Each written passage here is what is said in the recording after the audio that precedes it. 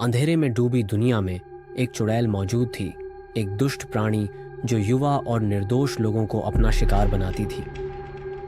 इस चुड़ैल का एक भयानक अनुष्ठान था। वह अपनी अमरता बनाए रखने के लिए युवकों को मार डालती थी और उनके दिल निकाल लेती थी। अनंत जीवन प्राप्त करने के लिए उसे 1100 बहादुर आत्माओं के दिलों की आवश्यकता थी, लेकिन आशा डेविड नाम के एक साहसी युवक के रूप में सामने आई। अपने लोगों की रक्षा करने की इच्छा से प्रेरित होकर वह इस दुष्ट चुड़ैल का सामना करने के लिए एक खतरनाक खोज पर निकल पड़ा। हालांकि लड़ाई उतनी सीधी नहीं थी जितनी उसने कल्पना की थी। अपनी बहादुरी के बावजूद डेविड ने खुद को अपनी पहली मुठभेड़ में उसे हराने में असमर्थ पाया। फिर भी वह निराशा का शिकार नहीं हुआ।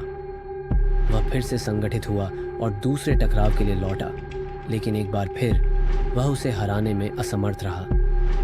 उसे मारने के बजाय वह उसे 500 साल के लिए कैद करने में कामयाब रहा और उसे दुनिया से दूर कर दिया। उन लंबी शताब्दियों में उन्होंने उनकी दर्दनाक कहानी को एक किताब में दर्ज किया, जो बुराई के खिलाफ उनके संघर्ष का एक प्रमाण है। समय बीतता गया और डेविड अंततः मृत्यु का शिकार हो गया और अपनी कहानी भविष्य की पीढ़ियों के लिए छोड़ गया। लेकिन डायन का क्या? 500 साल की कैद के बाद क्या वह फिर से उठेगी? क्या वह अपनी शक्ति पुनः प्राप्त करेगी और आतंक का शासन जारी रखेगी?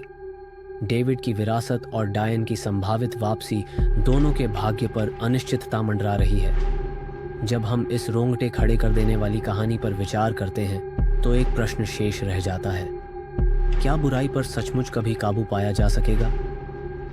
केवल समय ही बताएगा कि क्या डायन एक बार फिर उजागर होगी या डेविड का बलिदान उसे हमेशा के लिए दूर रखेगा।